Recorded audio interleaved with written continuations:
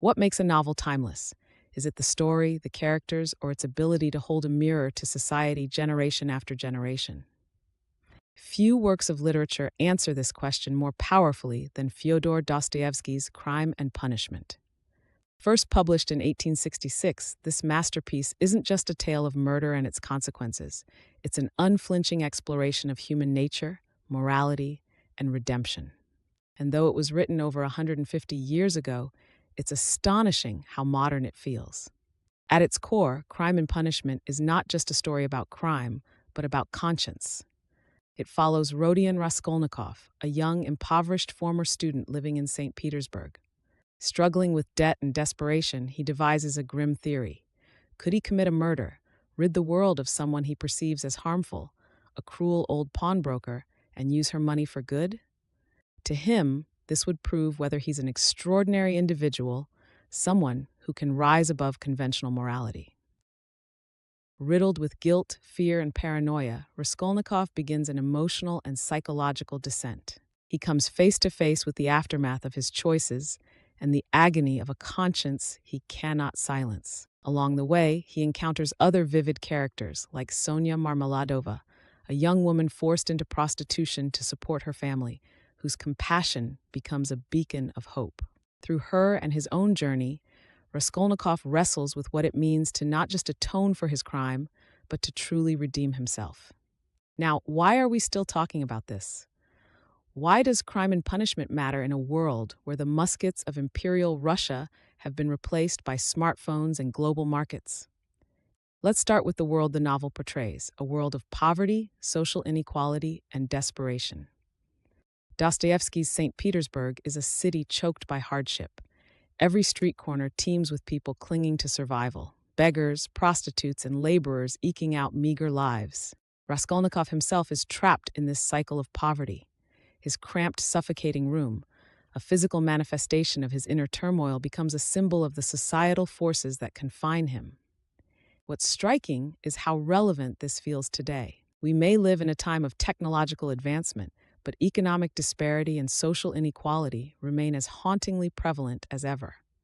For Raskolnikov, his crime, while horrifying, can also be seen as an act of rebellion against the hopelessness that engulfs him. Consider modern societies where economic pressures weigh heavily, where the line between survival and destitution grows thinner every day. How many people find themselves making impossible choices because the system they live in offers them no way out? Raskolnikov's story becomes painfully relevant when viewed through the lens of inequality. It's not just a 19th century tragedy, it's a reflection of lives still lived today. But Crime and Punishment isn't just about social commentary, it's also a profound psychological portrait. Dostoevsky dives into Raskolnikov's mind with breathtaking precision, capturing his internal battle of guilt, ambition, and delusion. Raskolnikov convinces himself he's exceptional enough to transcend morality, but the weight of the act he commits crushes him. His guilt, at first suppressed, grows into a destructive force, gnawing at his psyche until it spills into every aspect of his life. In Dostoevsky's hands, Raskolnikov's torment becomes a study of alienation. He drifts from friends, family, and even himself. He feels like an outsider in a world stripped of meaning, a sentiment that resonates with modern struggles of mental health and existential dread. In an era of increasing isolation, where pressure mounts to achieve, outperform, and define oneself against impossible standards, Raskolnikov's descent speaks loudly. His story highlights the devastating cost of ambition unmoored from empathy, as well as the dangers of an unchecked ego. Dostoevsky foresaw the struggles of a world where people are pushed to their limits, yet left searching for connection in the aftermath. In today's world, where discussions around punishment often center on retribution, Sonia's perspective is a radical reminder of the capacity for empathy and change. Forgiveness for Dostoevsky is not about absolving wrongdoing, but about illuminating the path forward. It's a message that resonates deeply in our conversations about criminal justice, mental health, and societal change. Can offenders be rehabilitated? Can compassion and understanding transform the hardest of hearts? Dostoevsky's answer is one of cautious hope. And amidst all this darkness, there's Sonia, a character who reframes the novel's bleakness into something more profound. Where Raskolnikov's crime represents the worst of human impulses, Sonia embodies its potential for compassion. She too has suffered, but she rises not through rebellion, but through kindness, sacrifice, and faith. It's Sonia who becomes the catalyst for Raskolnikov's redemption. She doesn't judge him when she learns the truth about his crime. She forgives him, and through her forgiveness, she gently leads him toward understanding the weight of his guilt and the possibility of absolution. Ultimately, Crime and Punishment is a story about what it means to be human. Raskolnikov's journey from despair to redemption reflects the potential for growth even in the darkest circumstances. And this is precisely why the novel endures.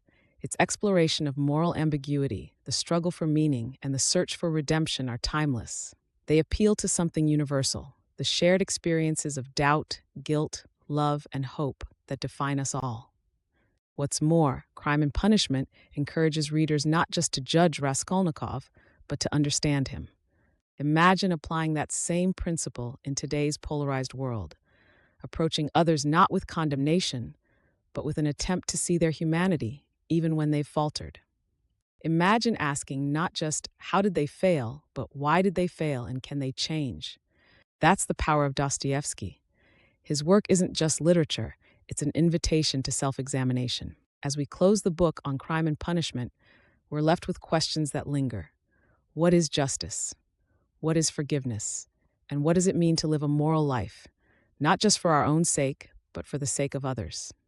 So if you haven't read Crime and Punishment yet, or if it's been years since you last turned its pages, now is the time to revisit it. It's not just a story from the past, it's a narrative etched into the present, a reminder that behind every act, every decision, every struggle lies an enduring search for humanity and grace.